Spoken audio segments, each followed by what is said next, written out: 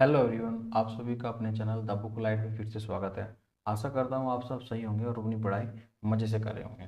तो फ्रेंड्स, आज का लेक्चर शुरू करने से पहले मैं आपको आज के लेक्चर के बारे में थोड़ा सा ब्रीफ कर देता हूँ कि हम क्या पढ़ने वाले हैं। तो फ्रेंड्स, आज हम पढ़ेंगे फिजिक्स के बहुत ज़्यादा इंपॉर्टेंट क्वेश्चन जो अब तक पेपर में आए हैं और जिनकी संभावना बहुत अधिक है आने वाले पेपरों में आने की। और ये इस वीडियो का लेक्चर नंबर 4 है। इससे पहले मैंने 3 लेक्चर ऑलरेडी अपलोड कर दिए हैं, आप जाके उनको विजिट कर सकते हैं। उनका लिंक मैंने डिस्क्रिप्शन बॉक्स में दे दिया है। तो चलिए फ्रेंड्स, समय न गवाते हुए आज का लेक्चर शुरू करते हैं।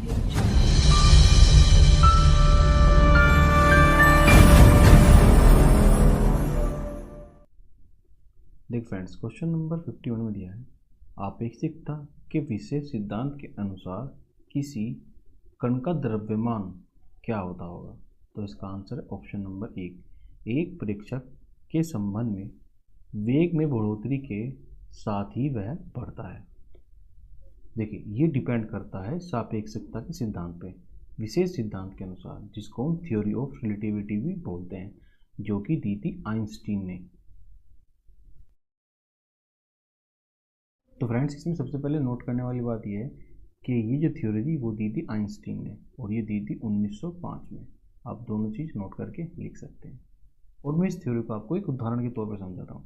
देखिए, जैसे कि पिंड है और ये अपने क्षितिज पे घूम रहा है, यहीं पे घूम रहा है, ठीक है, बहुत तेज़ी से घूम रहा है।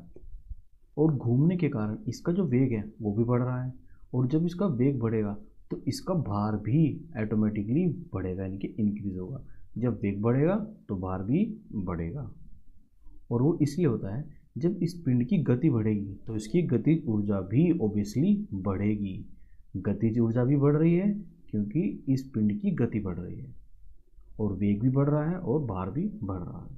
ठीक है फ्रेंड्स, चलिए बढ़ते हैं नेक्स्ट क्वेश्चन की तरफ। देखिए, क्वेश्चन नंबर 52 में यह है, सड़क पर चलते समय किसी बैलगाड़ी के पहिए की गति किसका उदाहरण है। इसका आंसर है ऑप्शन नंबर 3, स्थानांतरित और घूर्णन गति। देख फ्रेंड्स, मैं थोड़ा सा ब्रीफ कर देता हूँ आपको इस बारे में। मैकेनिकल पद्धति के अकॉर्डिंग 4 प्रकार की गति होती है। नंबर 1 पे आती है घूर्णन गति, नंबर 2 पे आती है रेखीय गति, नंबर 3 पे आती है आदान प्रदान गति और नंबर 4 पे आती है दोलन गति। और घूर्णन गति का मतलब ये होता है कि एक वृत्त के चारों ओर घूमना, जिस तरह की पहिया घूमता है। और जैसे जैसे पहिया घूमता है उसी के साथ साथ उसी समय जो स्थानांतरित गति होती है वो वृत्तीय गति में बदल जाती है। आप ये भी कह सकते हो कि जो स्थानांतरित गति होती है ना, वो ही वृत्तीय गति कहलाती है, क्योंकि ये दोनों के दोनों एक ही समय पे होती है। ठीक है friends, I hope you understand. चलिए बढ़ते हैं नेक्स्ट क्वेश्चन की तरफ। देखिए, क्वेश्चन नंबर 53 में दिया है, धातु की अशुद्धता का निर्धारण किसकी सहायता से किया जाता है। तो इसका आंसर है ऑप्शन नंबर 3, आर्किमिडीज सिद्धांत के द्वारा। देख फ्रेंड्स, आर्किमिडीज सिद्धांत के द्वारा हम धातु का घनत्व नापते हैं और उनका उत्प्लावकता का भी निर्धारण करते हैं। और इसका ज़्यादातर प्रयोग है ना, सोने की शुद्धता मापने के लिए किया जाता है। ठीक है फ्रेंड्स, चलिए बढ़ते हैं नेक्स्ट क्वेश्चन की तरफ। देख फ्रेंड्स, क्वेश्चन नंबर 54 में दिया है, यदि पदार्थ के द्रव्यमान और वेग दोनों को उनके परिणाम से दुगना कर दिया जाए तो गतिज ऊर्जा कितनी हो जाएगी। तो इसका आंसर ऑप्शन नंबर 2, चौगुनी हो जाएगी। ठीक है फ्रेंड्स, अब आप ये बताइए कि गतिज ऊर्जा का नियम क्या है। के ई बराबर 1/2 mv²। ठीक है फ्रेंड्स, ये बहुत बार पेपर में आया, इसको आप याद रखिए, ये 1/2 है। ठीक है, चलिए बढ़ते हैं नेक्स्ट क्वेश्चन की तरफ। देखिए 55 में दिया है, दो पदार्थ कुछ दूरी पर रखे जाने पर एक दूसरे के प्रति गुरुत्वाकर्षण बल F महसूस करते हैं।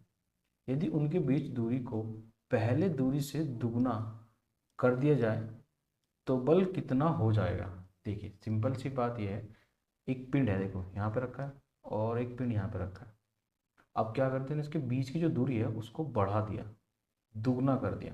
ठीक है, अब देखो जो ग्रेविटेशनल फोर्स है ना वो जितनी नज़दीक होगी उतनी ज़्यादा लगेगी। और जैसे ये पिंड है ये दूर चला गया, ठीक है, तो जो पहले लग रहा था ग्रेविटेशनल फोर्स अब उससे कम लगेगा। तो इसका आंसर है ऑप्शन नंबर 4, 1/4 लगेगा अपने फोर्स का।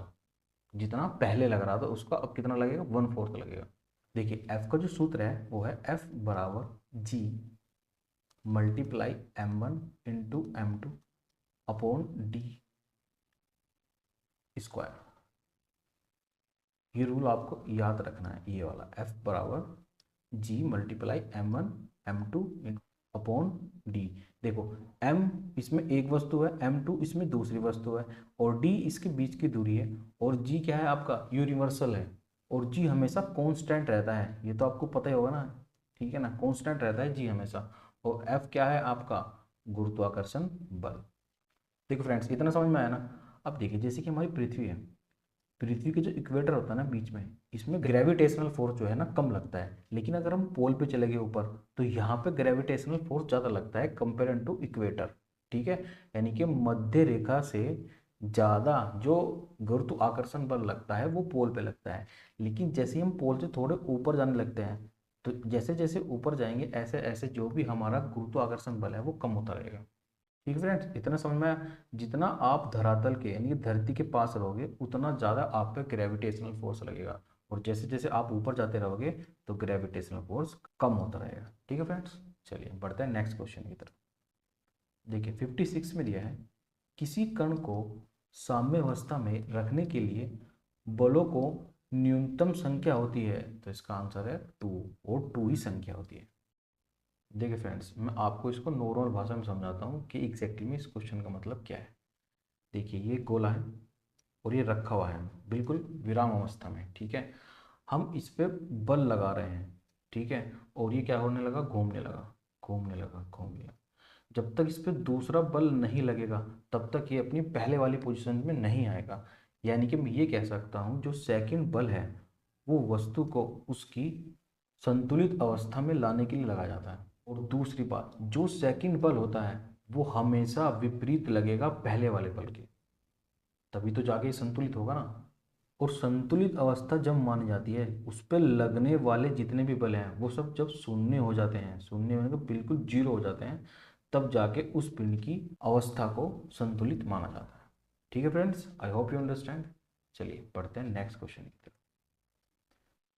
देख फ्रेंड, 57 में दिया है, SHM दर्शन वाली प्रणाली में यह अवश्य होना चाहिए, तो इसका आंसर है ऑप्शन नंबर 1, प्रत्यास्थता एवं जड़त्व दोनों ही होनी चाहिए। ठीक है फ्रेंड्स, चलिए बढ़ते हैं नेक्स्ट क्वेश्चन की तरफ। देखिए क्वेश्चन नंबर 58 में दिया है, किसी दरवाजे को आसानी से खोलने के लिए उसका हैंडल कहाँ लगाना चाहिए। तो पहला ऑप्शन है कब्जे के पास, मध्य बिंदु से दूर, कब्जे के सामने, बीच में। तो इसका आंसर है ऑप्शन नंबर 4, इनमें से कोई सा भी नहीं इसका आंसर है। देखिए ये एक दरवाजा है, ठीक है, और ये इसके कब्जे लगा रखे हैं हमने यहाँ पे, ठीक है। अगर मैं इसका हैंडल यहाँ पे लगा दूंगा तो उसके खोलने में कितनी ज़्यादा दिक्कत होगी सोचो। अगर बीच में लगा दूंगा तो भी। तो हमेशा देखना जो हैंडल होता है ना वो बिल्कुल साइड में होता है, धोरे पे होता है एकदम, ताकि हम इस दरवाजे को आसानी से खोल और बंद कर सकें, क्योंकि ये बल आघूर्ण पे काम करता है। और बल आघूर्ण का जो नियम है, बल आघूर्ण बराबर बल गुना दूरी, जितनी दूरी होगी उतना अधिक बल लगेगा। ठीक है फ्रेंड्स, मैं ये कह सकता हूँ अगर मैं कब्जों से उसका हैंडल 2 फीट की दूरी पे लगाऊंगा तो 2 गुना बल आघूर्ण उत्पन्न होगा, और इस तरह से ही दरवाज़ा बहुत आसानी से खुल सकता है। ठीक है फ्रेंड्स, ये देखो नॉर्मल प्रैक्टिकल है, ये आप अपने घर करके भी देख सकते हो। आपके घर में दरवाजा होगा ना, उसके पास जो हैंडल होगा उससे खोल के देखना उसको, कितनी आसानी से खुल जाएगा। अब उस हैंडल को थोड़ा नज़दीक ले जाओ कब्जों के, तो वो इतना ही भारी होता चल जाएगा। तो जितनी अधिक दूरी होगी उतना ही आसानी से खुलेगा, क्योंकि ये किस नियम पे चलता है, बल आघूर्ण के, बल गुना दूरी। ठीक है फ्रेंड्स, चलिए बढ़ते हैं नेक्स्ट क्वेश्चन की तरफ। देखिए क्वेश्चन नंबर 59 में दिया है, एक गोली टकराती है और एक अनुप्रस्थ घर्षणहीन मेज पर पड़े एक ठोस ब्लॉक में धंस जाती है। इस प्रक्रिया में कौन सी भौतिक राशि सुरक्षित रहती है। तो इसका आंसर ऑप्शन नंबर 2, केवल संवेग सुरक्षित रहता है। देखिए जब भी कोई वस्तु टकराएगी, चाहे वो प्रत्यास्थ हो चाहे अप्रत्यास्थ हो, उन दोनों ही सूरत में हमेशा संवेग सुरक्षित रहता है और संग्रहित रहता है। अगर कोई टकराव प्रत्यास्थ रूप से हो रहा है तो गतिज ऊर्जा भी संरक्षित रह सकती है, ठीक है, लेकिन संवेग दोनों ही सूरतों में रहेगा, और गतिज ऊर्जा सिर्फ प्रत्यास्थ में रहेगी। ठीक है फ्रेंड्स, चलिए पढ़ते हैं नेक्स्ट क्वेश्चन की तरफ। देखिए क्वेश्चन नंबर 60 में दिया है, एक पहाड़ी पर चढ़ते हुए वाहन ड्राइवर गियर का अनुपात रखता है, तो वो कितना रखता है? ऑप्शन नंबर 4, 1 के बराबर या उससे अधिक, तभी तो चढ़ पाएगा वो। देखिए इसमें अंतः कोणीय वेग और बाह्य कोणीय वेग का अनुपात होता है। बस इन दोनों का अनुपात इतना रहना चाहिए कि जो इंजन है वो बंद ना हो। अगर इंजन बंद हो गया तो गाड़ी वापस आ जाएगी, क्योंकि हम चढ़ रहे हैं तो प्रेशर इंजन पे ज़्यादा होता है, इसलिए गियर या तो 1 या फिर उससे अधिक होता है। ठीक है फ्रेंड्स, चलिए पढ़ते हैं नेक्स्ट क्वेश्चन की तरफ। देखिए क्वेश्चन नंबर 61 में दिया है, एक वस्तु कितनी दूरी तय करती है जो सीधे समय के वर्ग के समानुपातिक हो, इसका त्वरण है। तो इसका त्वरण हमेशा अपरिवर्तित रहता है। ठीक है फ्रेंड्स, इसका आंसर है ऑप्शन नंबर। चलिए बढ़ते हैं नेक्स्ट क्वेश्चन की तरफ। देखिए 62 में दिया है, एक विशेष प्रणाली में लंबाई, द्रव्यमान और समय की इकाई क्रम से 10 सेंटीमीटर, 10 ग्राम, 0.1 सेकंड चुनी गई है। इस प्रणाली में बल की इकाई इसके बराबर होगी। ये एक न्यूमेरिकल है, चलिए इसको करते हैं। ठीक है, आपको न्यूमेरिकल करने से पहले इसका सूत्र पता होना चाहिए। हमें निकालना है इसमें N2 बराबर N1 M1 M2 L1 upon L2 T1 upon T2, और टाइम जो है इसकी घात जो है -2। अब जो मान दिया है वो रख दो इसमें। n का मान 1 है, ये 10 की घात 3 ग्राम है, और ये खाली 10 है, इंटू 10 की घात 2 सेंटीमीटर दिया हुआ है, अपॉन 10, 1 सेकेंड, 0.1 सेकेंड की घात -2। अब देखिए आप इसको लिख लीजिए, 1 मल्टीप्लाई 1 2 3 अपॉन 10 मल्टीप्लाई 1020 मल्टीप्लाई 1, और इधर लगा दीजिए 1 0, ये हटा दें यहाँ से। ठीक है, इतना तो पता होगा ना आप लोगों को। ये देखो, देखो ये 2 0 से 2 0 काट दो। ठीक है, तो मैं इसको लिख सकता हूँ 1000 गुना 1/10 की घात, क्योंकि ये माइनस है, इसको नीचे ले जाएंगे। ठीक है, तो ये हो जाएगा 100 मल्टीप्लाई 1/0, 2 0 से 2 0, तो यहाँ से आ गया मेरा 10। और अगर बल की नई इकाई x है तो ये हो जाएगा 10x, और 10x बराबर 1n, और मेरा x बराबर आ जाएगा यहाँ से 1/10, यानी कि मैं इसको लिख सकता हूँ 0.1 न्यूटन। ठीक है फ्रेंड्स, ये रहा आपका आंसर। देखिए इसमें आंसर दिया हुआ है ऑप्शन नंबर 1। ठीक है फ्रेंड्स, चलिए पढ़ते हैं नेक्स्ट क्वेश्चन की तरफ। देखिए 63 में दिया है, एक मीनार के शीर्ष पर खड़े एक व्यक्ति के पास दो गोलक हैं, ए और बी। वह एक गोलक को नीचे की ओर गिराता है और उसी समय गोलक बी को क्षैतिज रूप से फेंकता है। निम्नलिखित में से कौन सा कथन सही है? तो इसका आंसर ऑप्शन नंबर 1, दोनों ही गोलक एक साथ पृथ्वी पर पहुंचेंगे। देखिए ये मीनार है ये वाली, और यहाँ से वो दो गोलक फेंक रहा है, यहाँ से। अगर यहाँ पे जो वायु है वो इनके विपरीत नहीं चल रही है, तो ये दोनों के दोनों गिरने का जो समय होगा वो बिल्कुल समान होगा।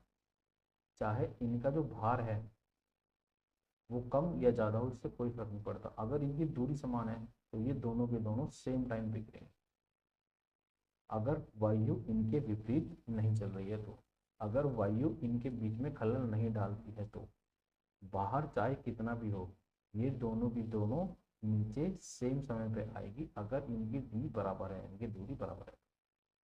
ठीक है फ्रेंड्स, चलिए बढ़ते हैं नेक्स्ट क्वेश्चन की तरफ। देखिए फ्रेंड्स, इस वीडियो का लास्ट क्वेश्चन है। ये वीडियो आपको कैसी लगी प्लीज़ कमेंट बॉक्स में ज़रूर बताएं।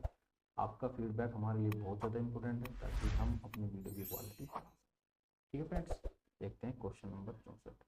विनिमय सूत्र ml-1 t-2 किसके तदन्य रूप है? तो इसका आंसर ऑप्शन नंबर 1, प्रत्यास्था गुणा। चलिए फ्रेंड्स, वीडियो में समाप्त करते हैं, मिलते हैं नेक्स्ट वीडियो में नए जोश और नए क्वेश्चन के साथ। तब तक के लिए अपना ध्यान रखिए और पढ़ते रहिए। Thank you everyone, thank you for watching.